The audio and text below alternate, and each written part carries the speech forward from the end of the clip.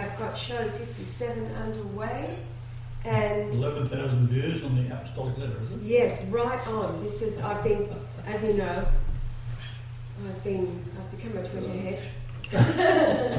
I'll tell you what, it works, doesn't it? It does work. That's the only way to get anything read is send it via Twitter. It's instant and, it takes a minute, so people do. But right now we are looking at the Roman Pontiff Emeritus Benedict XVI Apostolic Letter signed, and it has exactly 11,000 views. From yesterday morning, it has risen 174. Do a snapshot. That's because I have been tweeting regional newspapers, etc., throughout before we went to bed last night, and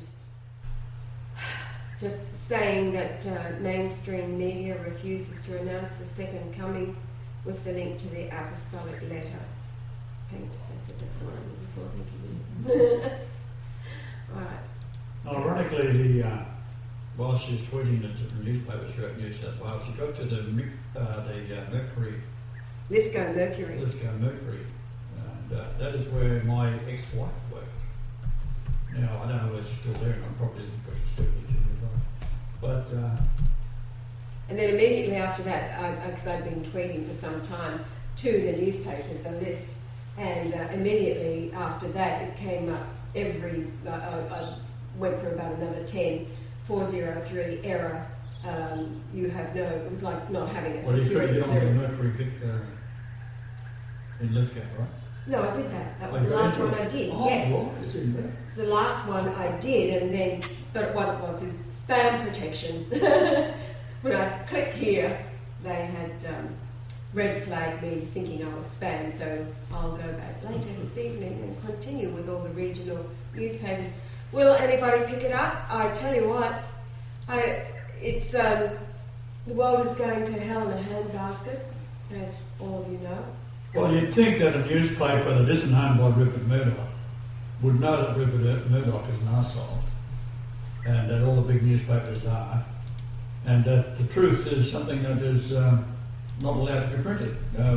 We spoke to a fellow in one of the big stores here in Harvey Bay. Well, Harvey Bay is just a small place, really. And there's this guy that made his fortune in flogging drugs and then went into the business of selling furniture and computers and all sorts of appliances.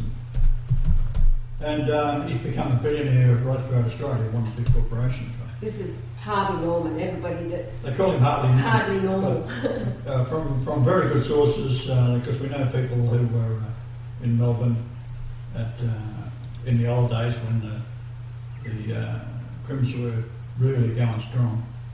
And he was one of the big people in with the police, and he imported all sorts of drugs. And anyhow, of course, he makes himself out to be a self-made businessman, which he is, on illegal means. However, we're talking in this, walked in to look at something, and there was a radio fellow there who was going to do a show. And he made it quite clear that the radio is sanctioned by the government. You can't tell the truth. So the same seems to apply to all newspapers, and if in particular that you're carrying, let's say, advertising for a large corporation like Harvey Norman, call him Harvey Norman, they cut funding. Now, when we was in Nimbin, this is the marijuana capital of Australia, we was invited to go on to a radio show there, and I had no idea that we would be talking to a man that is actually channeling, and he's supposed to be the Queen. No, goddess. Goddess. I know, you can't remember the details. Well, I had no idea this clown was going to be there. He's sort of not a bad looking fellow, a man probably 10 years younger than I, but a handsome sort of a fellow. His son is a school teacher. Totally embarrassed by it. Totally embarrassed by this According to idiot. And we start the interview, and of course I had no idea that this clown was going to be there. And we'd had a cookie the night before, and this friend of ours, one of my followers, No, it was that morning. He brought it was around that morning, well, he brought this cookie around, right, to chew on, right, and apparently had hash in it. So she starts eating this thing, right? I had the smallest amount because he brought it around and I've never ever tasted Look, hash. this is the hash and the marijuana capital of Australia. Oh God! Anyway. So she had no idea, right? So she's munching on this thing because she likes having cookies and dunking in the coffee. I had a very small amount, not knowing what would happen to me. So we get on the radio. Very sensitive to. And I'm waiting for her to launch because she does all the talking, right? Well, I knew before we left the Well, house. as it turns out, the fellow who is the mayor of Memben is a nice fellow. And he's on the show on a regular basis with this idiot goddess, right? And of course, you've got a normal sort of a fellow that's doing the interviewing as a radio host. So he starts talking to me and he's asking questions about what's going to happen in the future because it's already all over town who I am, right? So he thought it was interesting to get me. Oh, Diana's relentless. She's like a dog with a bone. And next thing, this guy starts yapping on, and he's making sort of strange statements, and I'm waiting for her to kick in, right? Because I have no idea who this clown is, right? And she can't talk. No. My brain was very active. So anyhow, after the show, I was looking for about 10 kilos of these cookies to take with me, so we shut her up. No, it was all perfect the way it should have been. It just demonstrated what a fuckwit this guy was. I'm so glad we've got the explicit button on our radio program as a warning. So Clayfleet brought around a cookie and I had the smallest amount of this cookie, and sure enough I'm having this reaction where my mind is in perfect order, but I know I cannot speak. Now, I had already read the program of the radio station, so I knew that this idiot called Goddess was going to be channeling some entity while they have Almighty God in the same studio. So I haven't been able to warn Brian, and I'm just mute all the way there, and I'm sitting listening to this fuckwit. In my mind, I want to punch his lights out because he was being challenging and oh Yahweh, you always were so cranky. Like, this is the bullshit dogma of the deluded, devoured, walking dead, called the New Age movement, and every other fuckwit out there who believes that Yahweh. Now you see, I've been asked sensible questions by the mayor. Yes. And I was deep in thought, not really listening to this other guy. Oh, you weren't hearing him? No, you had no idea, so you were just... So he's just mumbling on, and he's got his own microphone on the other side of the room. And I didn't hear what he was saying. Yes, and I'm being restrained because I can't speak. I tell you what, had I been able to launch at him, that would have been a Butte missile that would have split him open. I tell you. It would have been a showdown. Well, they would. But now, what happened, getting to the point, the radio station was called shortly after this, and they said that if they have this man on again, naming me, that they will pull the license. Shut the radio station. And shut the radio station down. Now, that's what we're up against. So, we're dealing with a negative phenomenon, and I have always been able to make progress by using a negative reaction. My former wife Pauline was a brilliant negative Geiger counter, and if I was to say we'll go there, she'll say no, she doesn't want to. So to get her to go somewhere, I say I don't want to go there, and she would go there. That's the kind of person she was. It was always negative, and I could read her like a book because she was mentally ill and paranoid schizophrenic as well.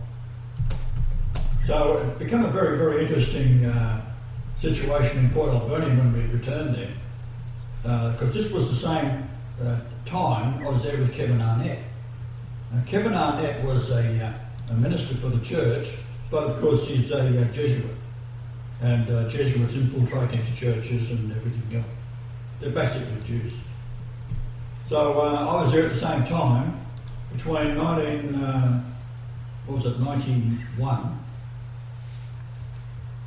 from 1990 to 1995 when I left to come back to Australia. It was 96 I came back to Australia.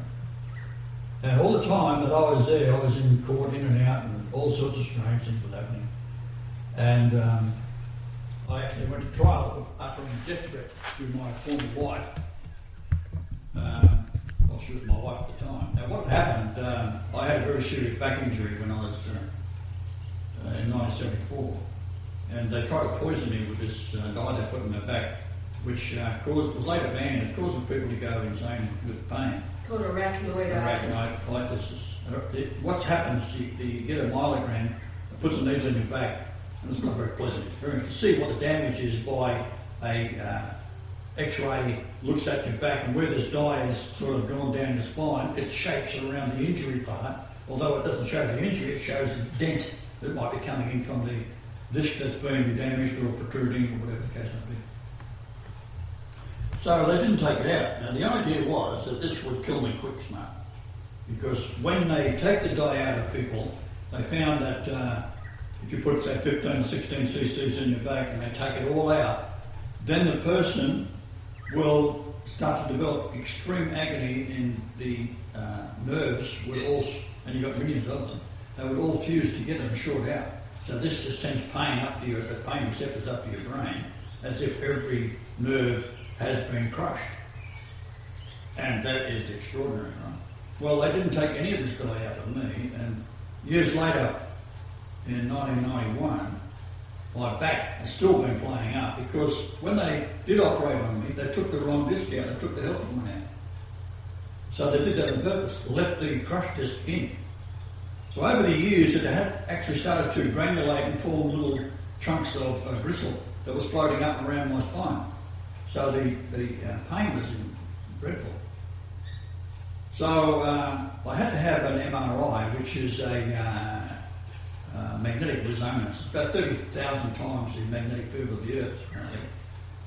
So they're going to put me in this machine, but because of such a high magnetic field, they have to take X-rays of your eyes, and they call that X-raying the orbits, which is the roundness of your eye, I guess, and to see if there's anything that's in there from a grinder, a bit of metal, because if the MRI, as you go through it, you go entirely through it, your head is in the MRI as well, the magnetic field can pull the ion filings into your brain. So the guy who was doing the X-ray said to me, "Have you had a myelogram recently?" I said, "Yeah, well, 25 years ago, I was a case of bed." And I said, "Why?" He said, "Well, I can see all the dye that's throughout your brain and your optic nerves and up your spine and all over the place." So I told him what had happened, and the guy, he went white. He said, "This stuff is deadly. It should have been removed completely and was later banned because people were dying from it in agony." So that's how the situation started to develop. So I wasn't overly concerned about it. I thought, well, the man who I am, it doesn't really matter, just another time they tried to kill me. But at least this time of the operation, they got the disc out. And in hospital, I said to them, I want no drugs. Right? When I had the operation, when I wake up, I don't want no drugs. So when I wake up, they got me on morphine. So I immediately ripped it out and got up and walked out of the hospital. So I was awake for about 20 seconds, seen the drip in my arm and my hand. I pulled that out. The nurses come in all horrified that you've got to leave this stuff in and ease off it slowly because it is a powerful drug. And I said, "Yeah, well, I'm out of here." Right? So I got up and left. Well, this doesn't happen. You have a back operation, people don't get up and walk immediately. I got up and within 20 minutes I'm getting best of live. So this is the situation. So while I was away, my ex-wife had, she was my wife at the time, she'd taken all the money out. They had about $40,000 in the bank from the properties I'd sold in Australia. And she stole it and took off, transferred the money to her account that she had set up before we came over to Australia, from Australia. And the money had been transferred. So when I get out of the hospital, I see that she's gone and the bloody money's gone.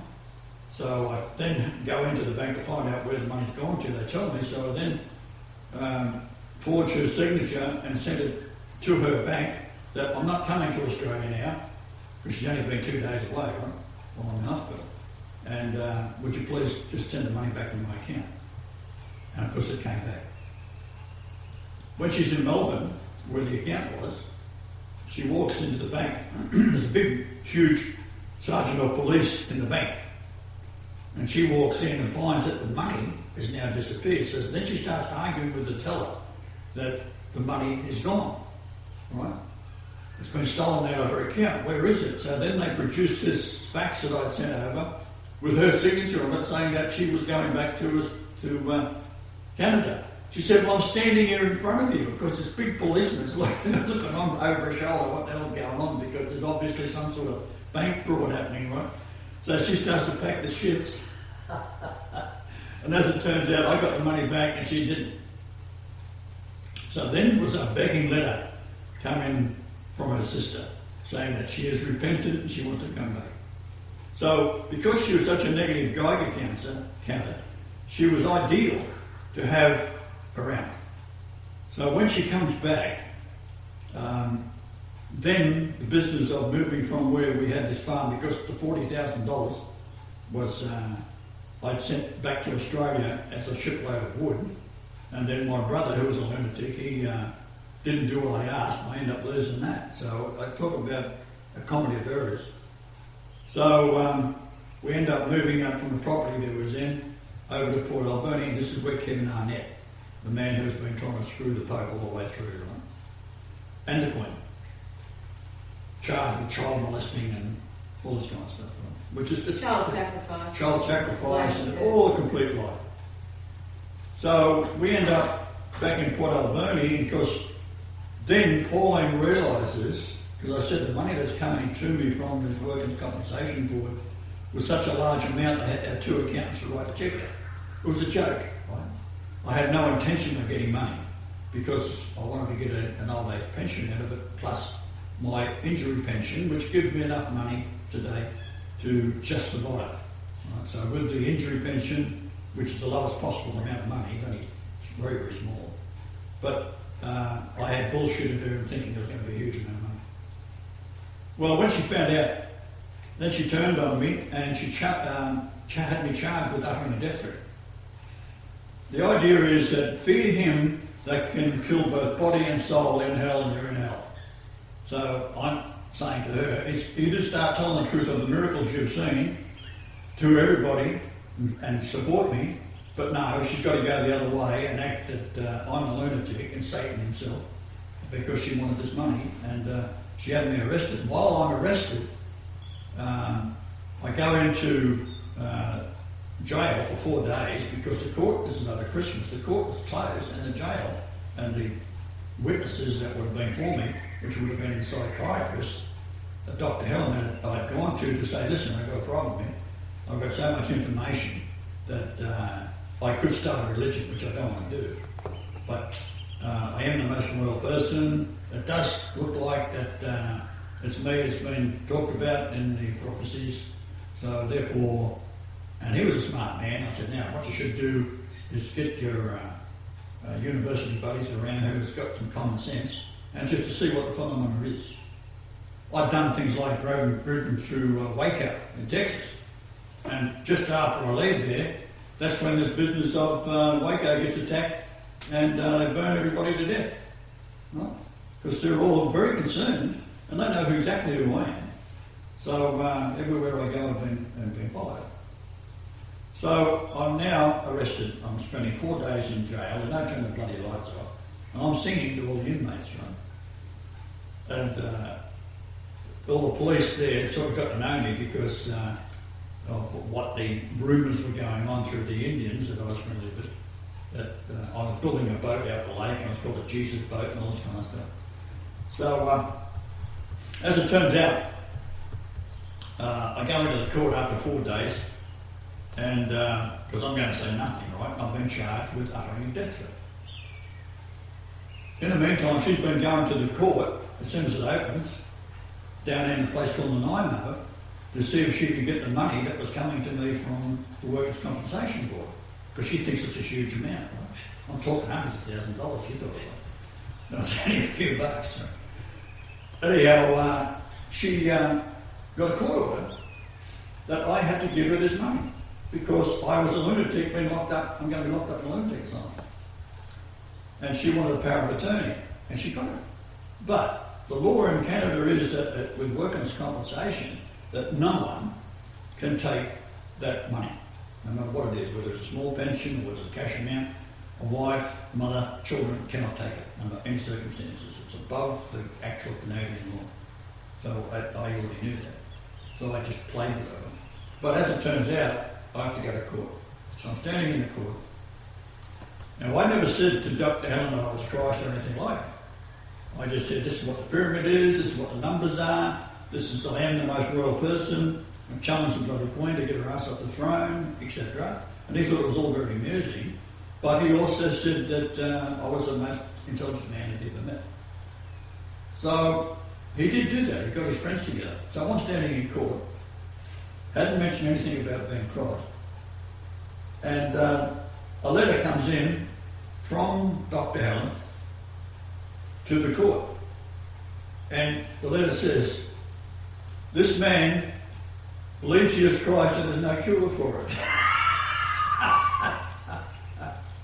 So that's it. Into the lunatic asylum, right? And that's where I spent 40 days in the forensic. And what they do over there at the Institute, this is run by the RCMP police. When you go in there, they put you on the third floor with all the lunatics that one guy had actually chopped his mother up and ate her. So they're nice people. This kind of people are in the same bloody ward with, right? On the third floor with all the lunatics. And you get assessed, and people come in, psychiatrists posing as patients, and they make friends with you to see what you're all about. Well, this is what happened. So this fellow, Doc Hansen, he called himself, he was a Jew, in the third bed along from me, and he starts to become friendly with me, and he sort of wants to know what you're in here for. And I said, well, as it turns out, I went to court for uttering a death threat to my wife, and the psychiatrist said that I said I was Christ, and I didn't say that. Right? But he assumed that. And there's no cure for it. So I said, you're a Jew, aren't you? And he said, yeah. I said, oh, really? I said, where was you born? He said, Prince of Wales Island. I said, really? I said, yeah. I said, what was your mother? He said, an Inuit, which is an Eskimo. So I had it right. So I said, well, as you was born on Prince of Wales Island, and as your mother was dipping water out of the lake there from the time you was a baby, you would know the name of the lake. And he sort of stared at me and he said, I don't know. I said, well, I wasn't born there and I know what the name was. So you also know then the distance from the equator in miles to the centre of the island. He looked at me again. No, I don't know that. I said, well, I know, I wasn't born there. I told him. I said, you'd also know the area of the island in square kilometres. Obviously, if you're born there all your life, you know a little bit about the place. No, I don't know that either. I said, well, I know, and I wasn't born there. I said, well, there's an easy one for you. If you're allowing for the Earth being tilted at the axis at 23.5 degrees, then you'd know that if you drove a laser beam through the island, where it would come out on the other side of the Earth, how long that penetration through the Earth would be in miles. Well, like, this is no, I don't know that. I said, I did. I said, 7,777.7 million miles. I said, every 3-year-old knows that. It comes from Prince of Wales Island. So he said to me, I've got an IQ of 182 and you've outsmarted me in one question. I said, well, if you want to tell me what you're all about, come back and talk to me, otherwise fuck off. So he disappeared for a couple of days, then he came back in and he said to me, he said, well, I'm a psychiatrist been sent in to testing. So we're not doing a very good job. But to see, that all comes from measuring the Earth, and by measuring the Earth I mean that you take New Zealand, for example, from the lowest extremity to the highest extremity, the latitudes are 888 miles apart, and that, of course, is Jesus in Greek geometry. Well, it was myself way back in the 1990s that revived the gematria art, because by the time you get onto the internet, these things didn't exist. Maybe scholars knew, but the general population had no idea what gematria of Greek and Hebrew was. And as it turns out, in Prince of Wales Island, the Hebrew alphabet has a gematria of 4995, and that's how many miles it is to the Prince of Wales Island, and the area of it is 33,333 square kilometres. Right? So this is the kind of thing that I had been doing for a very long time, ever since I was a child, measuring and recording as best I could with sometimes inaccurate means of doing so, like an atlas sometimes you give an approximate idea, but to work out things like the area of an island, it takes some doing, which I was quite proficient at. And so I measured all these islands, and there's thousands of them, and the Prince of Wales Island and so forth. But by mentioning the Prince of Wales Island, it tipped his hand, because my computers, and I had 16 of them, were all chocker with various programs that are used for doing these calculations. And the focus of one of North America is the Prince of Wales Island, because it is in the centre of the continent itself. So I focused on that as being one that being large enough, and of course had the Prince of Wales, which is very horrifying because this is the beast.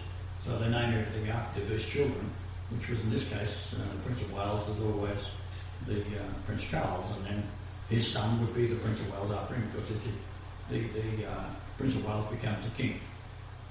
So that's what that was all about. So Pauline, really, as a negative Geiger counter, because of her lust and greed, was quite prepared to put me into an insane asylum, which is a forensic institute, and you can stay there forever. So when I finally got out after 40 days, the reason they let me out is because I was curing all the patients. And basically, a person who gets in there is very frustrated. One guy, poor guy, had recently hung himself on a pipe that runs through, like they leave pipes up and people can hang themselves with it, tearing off a sheet and making a rope out of it. This is the kind of thing they do. So there's a total no compassion in the psychiatry at all. And the people that were my psychiatrist was a Jew and a Hindi. Hello. So I was in there for good as far as Pauline was concerned. But then I started curing people. And the basic way I started curing people was these people are frustrated because they're locked up, they can't get out, and the psychiatrist won't believe what they say. And I said, just shut your mouth and take your pills and don't argue with the psychiatrist, because you've got to play their game. So there were several people, I was emptying the place with these patients, that some of them were pretty serious. You know? I said, but you've got to look at it from the point of view you're dealing with the devil. So although you have these righteous thoughts that don't make no damn difference to a psychiatrist. So this is how I got to the point where they had to get rid of me because I was curing too many people. The very first person I met out as I got out on that day, heading back for the Vancouver Island, was a man and his wife, and they had come out from Scotland, and so I'm waiting around for the bus to go to the ferry, and I got talking to this lady, or she got talking to me, and it turns out their name is Golightly. I thought, hello, we were set up again. So this is how the depth of what they go to. So I had already proven to them who I was the moment I was born, because of the latitude, longitude, and so forth. So what we've been doing recently is with these programs that were removed from my computers, and then I was able to get another one off an old CD I had, which had a computer program on it. It's called Home Planet, and that'll give you the precise locations of the moon at any given time, back and forwards in time, hundreds of years, thousands of years. So I was able to plot the position of the sun and the moon on various dates, and in particular, date of conception. I was there at the time, so I remember it. The date of birth, of course, the sun and the moon.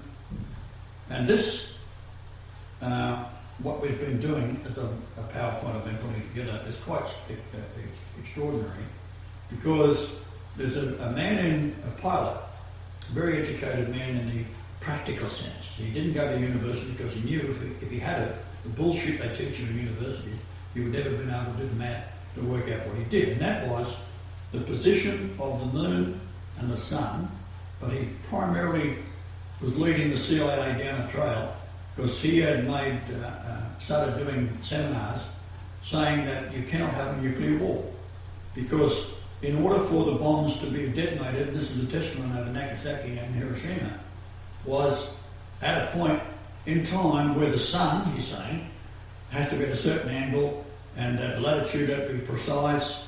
The bomb run had to be exactly right. It took 9 months of preparing pilots bombing from 30,000 feet to hit a 300 foot, that's 100 metres, for you, anyone who thinks in metres. From 30,000 feet, they was practicing every day for 9 months with the best bombardiers the American Army and Air Force could produce. So he said it had to be exactly done at an exact moment when the sun is at this angle and blah, blah, blah. Well, he was offered a job by the CIA and he refused the job because he says that what they do is they offer you a job, pick your brain and then kill you, which is what's happened to a man called Stanley Meyer, who invented the way of producing water that could run a vehicle across from Los Angeles to New York in 40 gallons of water. So they got rid of him by offering him a job. He went to the Pentagon and he was poisoned the same day. And he died. So they got all this information how to run vehicles for nothing. And the point being is they don't want energy for free. They want to be able to charge you for it. This goes back to Tesla. Why he was closed down, right, by JP Morgan, because they couldn't put a meter on the power that was going to produce from the atmosphere. All right, so what happens is this. He comes along and he says they can't have a nuclear blast, and according to the sun, this angle. So I'm looking at his drawings, and I've got the latest of my studies through the various astronomy programs I've got, and it shows that the sun, in the position where he's saying it was, for Hiroshima and Nagasaki, was out. Nothing, nowhere near it. However, the moon was. So Hiroshima was a plutonium bomb, and Nagasaki was a uranium bomb. Now, they detonated both. However, when I looked at this man's drawings and the positions of the sun that he was talking about, it's all over the internet, I said, no, he's too smart. What he's giving you is how to do the calculations. So I then did the calculations on the moon for Nagasaki. Turns out that the position of the moon spells it out. It gives you, from Nagasaki to the moon to where I was born, it gives you all sorts of wonderful information, which is, I haven't got the drawings in front of me at the moment to go into great details about it, but the age of the moon, what you have is a new moon, full moon, back to a new moon again. You've got a cycle of 29.5 through 0.52 days. And the age of the moon on any given date is expressed in days. Right? So, at the point of impact, and it was difficult to find the point of impact, and it was also difficult to find the exact time that it was detonated. So Joel, he looked and searched, I looked and searched, I couldn't find it. I eventually came up with it one time at 8:15, which was wrong. And then Joel eventually found it. And it was 11:02. So that's in Japanese time. It's 9 hours from Greenwich Mean Time. And the age of the moon was 1 day, 1 hour, 11 minutes, 11 seconds, and the moon was 1% full. So what you got is 1, 1, 1, 1, 1, 1, 1 all the way through. And the 111, according to the Satanists, which is what they are, is one of their satanic numbers. And I'm actually born on that day, like 111. Right, hello. So what they've done is taken numbers that are specific to the Earth, and I'll give you an example of that. If you use Google Earth, it's always wrong. It's all right for a very, very short distance, say 100, maybe 100 kilometres, something like that. Anything over that, it starts to go out. And what they did was, when they set up Washington, they built a square with the architects of 10 square miles. The reason for that, the Great Pyramid, is 36524.24, which represents 100 years. So synchronistically, they got 100 and 100. Right? 100 for the pyramid in years, and then you've got 10 by 10, right, miles for Washington. But when they did it, their estimate of distances was slightly out, probably caused by the Potomac River. But the distance they tried to put into in the Google Earth is 5,813 miles, or is it nautical miles, one or the other, to the Great Pyramid from the centre of Washington, from the White House. And that's the height of your pyramid in pyramid inches, with the capstone in place. So what they're saying is the American White House is the capstone of the Great Pyramid, because that's missing, been rejected.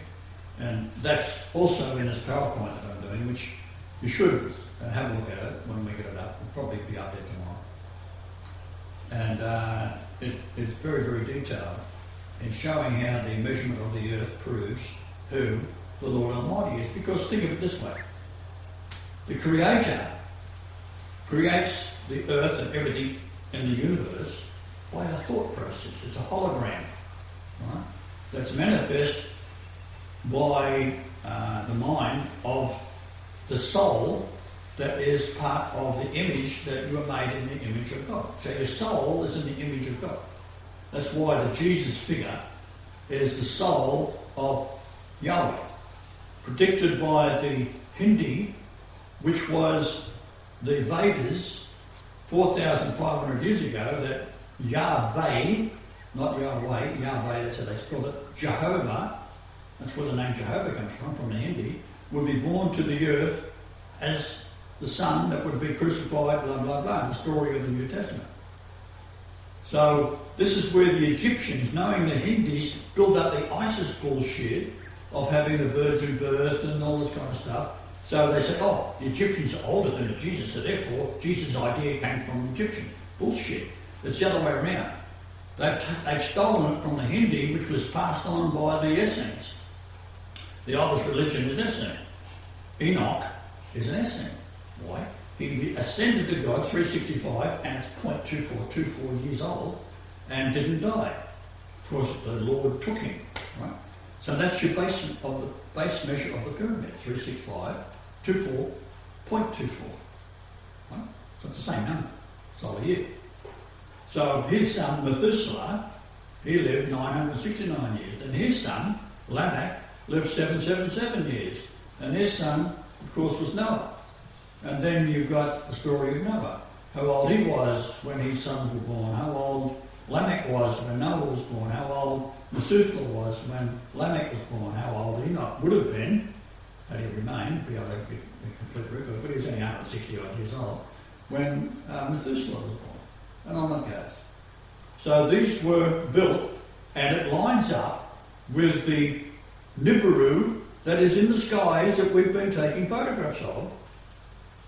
And we know we're right because we now have these smartphones that you can download an app and you can point it up in the sky, and there's Mars, yeah?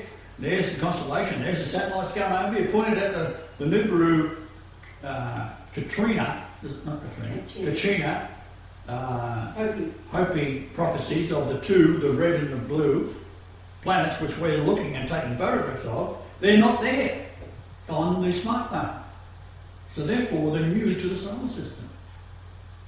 That's a bit of a hello, I would say. So I go into my computer, And because the computers are online, and by the way, when you buy a computer, it's immediately you switch it on, it's hooked into the spy agencies. Immediately. There's not a computer that's manufactured that is not backdoored by the spy people. And I know this has been happening for years with my computers because I put stuff in there as a trap, and sure enough, it disappears. So as I go in to find the movies that we've done, and still shots of these two new planets that are sparkling blue and red and most magnificent things in the southern hemisphere that you've seen. So you describe it as what? But actually, when I look at it with as you get older, you get sort of long vision. And I look at these things with the naked eye, and I'm saying, hey, at 8 o'clock there's a bloody little moon going around it. Right? And you've seen the same thing. We've also seen a similar phenomenon when it was in Italy, in Rome. So you sort of wipe your eyes and have another look. You see what I'm seeing? And of course we agree we're seeing the same thing. So it appears that these have a moon, or maybe many moons, accompanying them as they're coming back in. And this is the prophecy of the Hopi. Now the prophecy of the Hopi is not something to be laughed at or scorned, because they have a stone that was given to them by the angel figure representing Jesus. Right? And also it was given, this very same thing was given to the Africans, it was also given to the Asians, the monks, and it was also given to the Swiss. And these 4 plaques are identical. So as it's going back a very long period of time, up to 2,000 years or something like that, when the Hopi got the information, the prophecies of the Hopi are astounding in the sense that they knew about what was going to come. The steel railroad is going to go right across the country, and all the highways is going to be built by the white man that hadn't come there at that time. They're talking 2,000 bloody years ago, or whatever it was. But you have these 4 plaques that are 3 they have. I think the African one has disappeared, but it may be hidden somewhere. You don't know. But the point is, it proves that this figure who appeared to them was the same figure that appeared to the ancients in India, who were describing a white man with blue eyes. This is not a common feature in the native Indians, nor is it a common feature in the Mayans, which ought to describe the same type of thing. The Kukulkan, tall white man with blue eyes, silver hair. And all these prophecies of these different traditions have to come to pass. What we've done, we've got the Mayans taken care of, the Kukulkans taken care of, the Hopi Indians are taken care of, and now these planets are coming back in under the 3,637 year cycle of the Nibiru planet, which they're talking about as being these aliens, whatever they call them. No, it's all bullshit.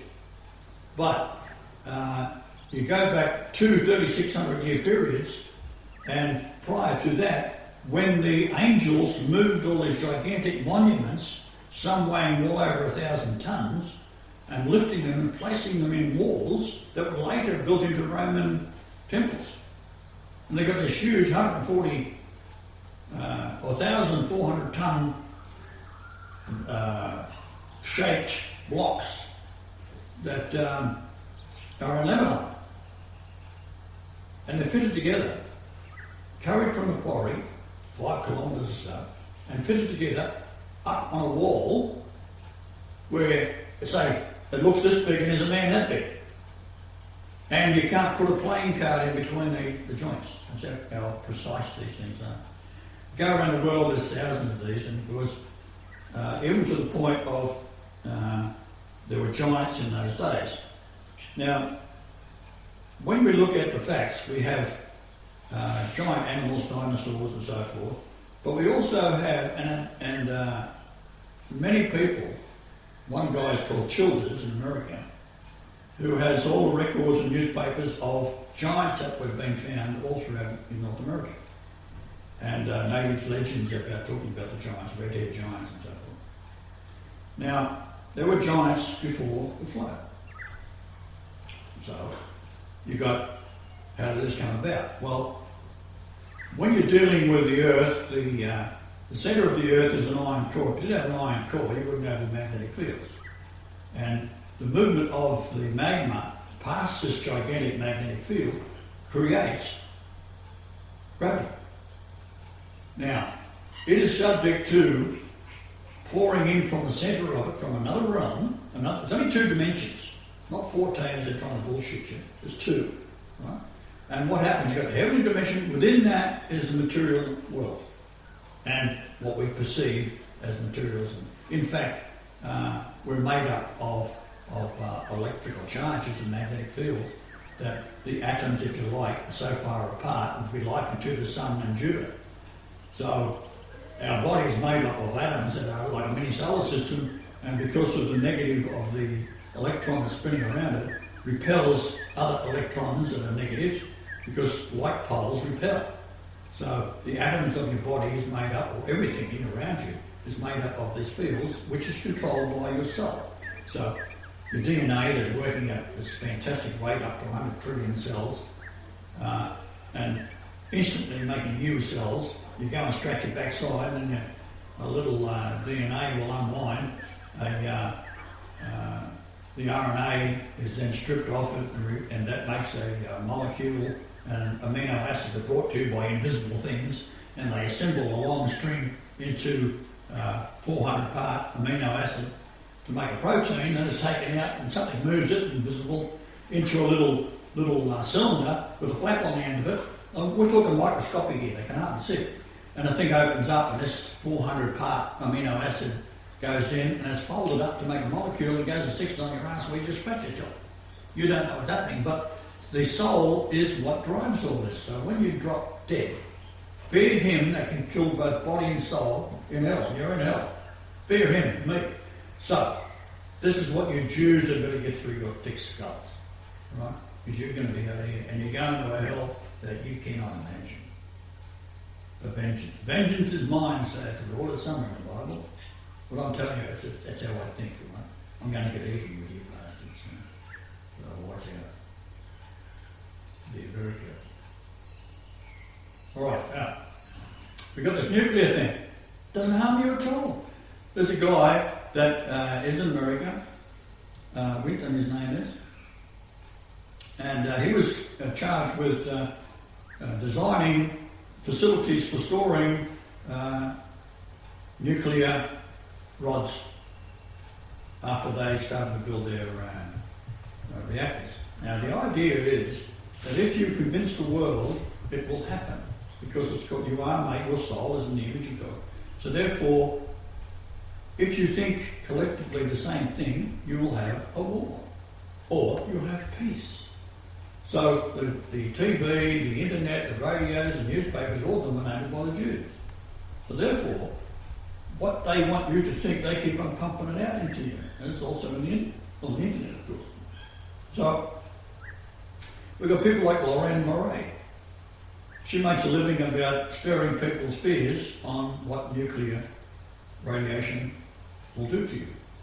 This fellow, who was the chief designer for handling the nuclear waste, was told that the regulations of how many exposures you can have in a given period of time has been increased, and it keeps on increasing, and he keeps on saying to them, it's harmless.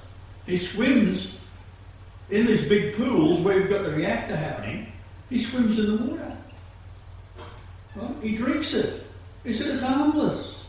So he went on tour after 35 years in the business of designing all these things, which were, at that time, his recommendations were never taken on board, because he said, not only is it harmless, but it is such a wonderful power source that you can have nuclear reactors, mini nuclear reactors in your house.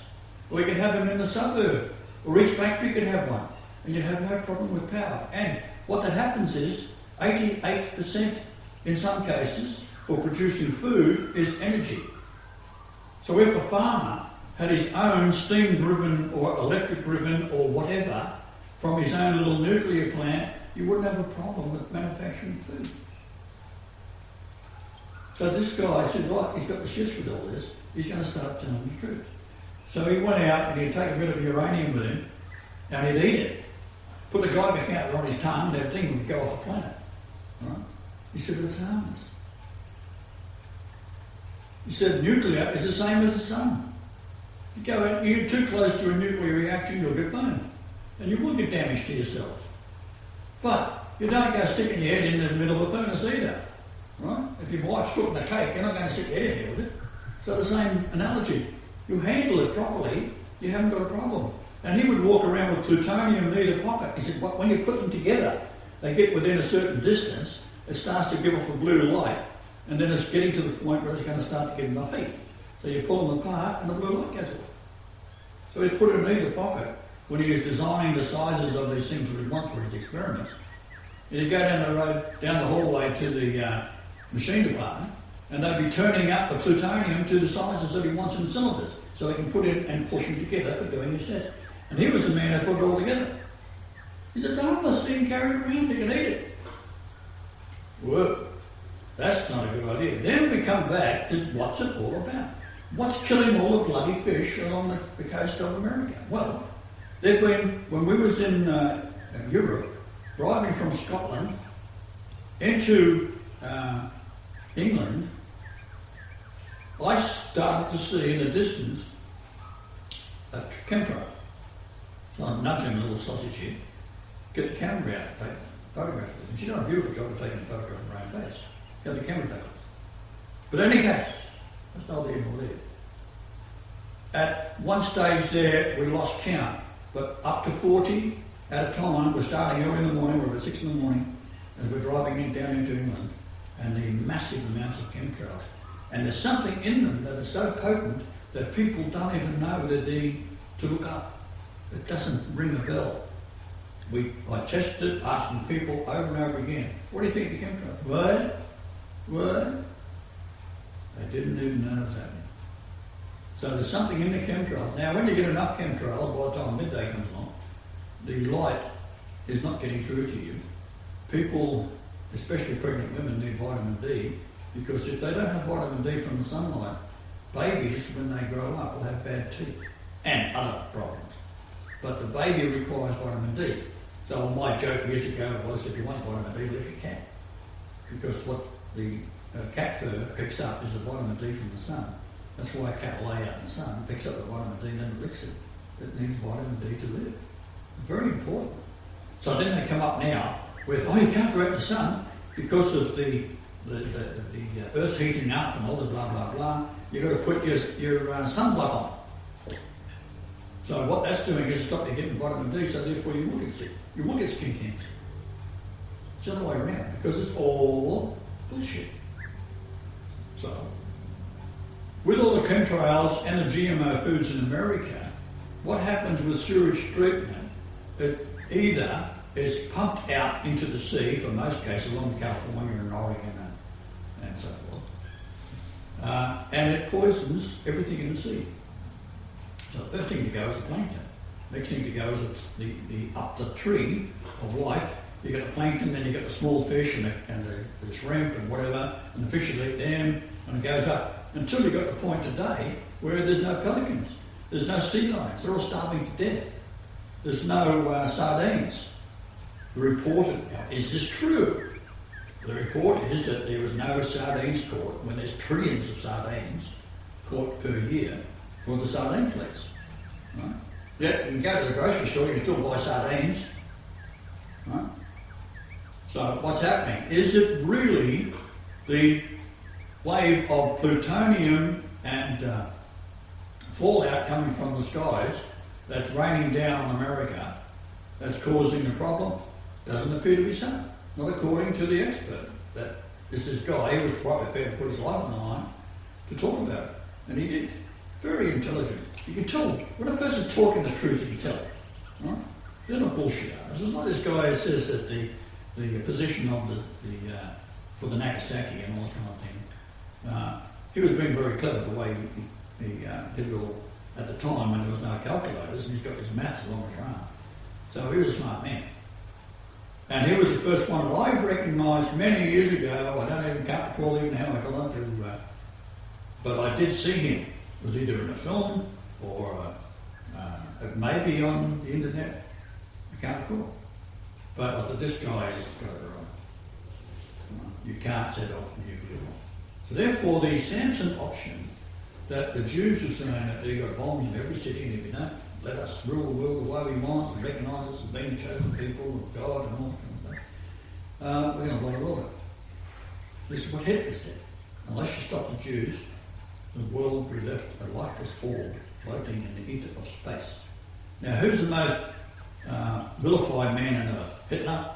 And what did he do?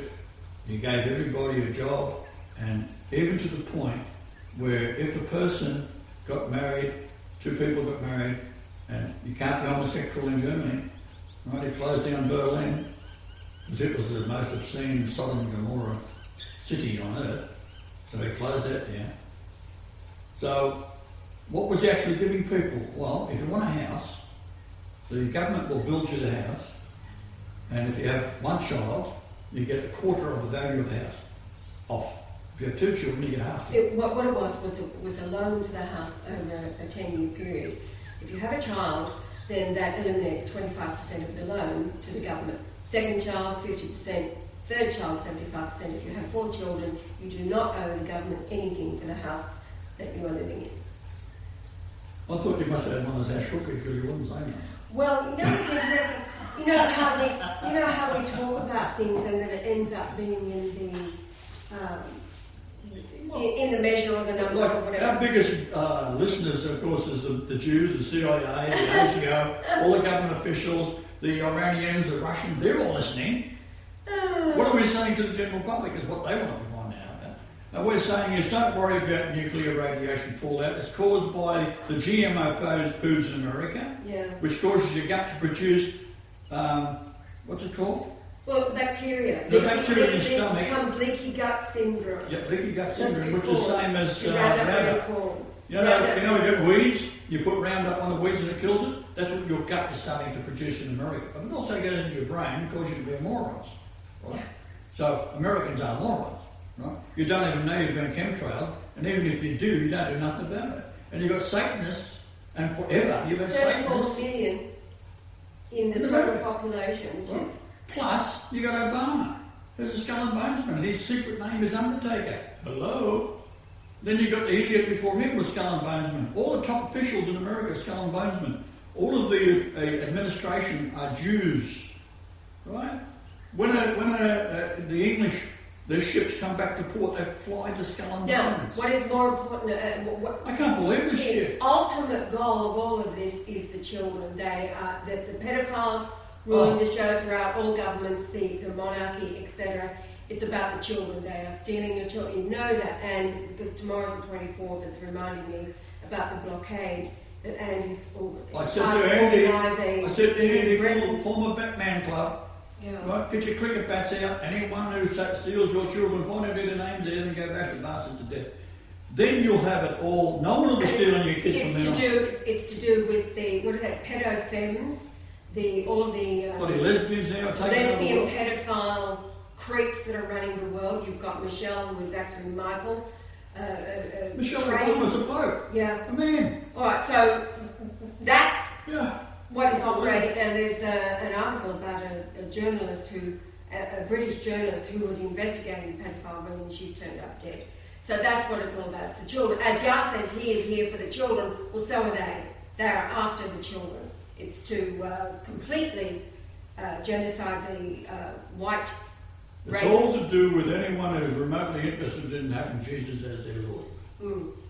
Now you've got all these different religions fighting each other, which is it's quite amusing to sit back and see the Jehovah's Witnesses fighting the Seventh-day Adventists, and they're all bastards. And then you've got the Mormons, they're bastards. And then there's another group fighting someone else. And then you've got this and that, and the Catholics, they're the worst bastards of all time. And of course the Pope, he's a child molester and he eats children and does this. The Pope Benedict is the only one in the world that I've been able to talk to who actually believes me.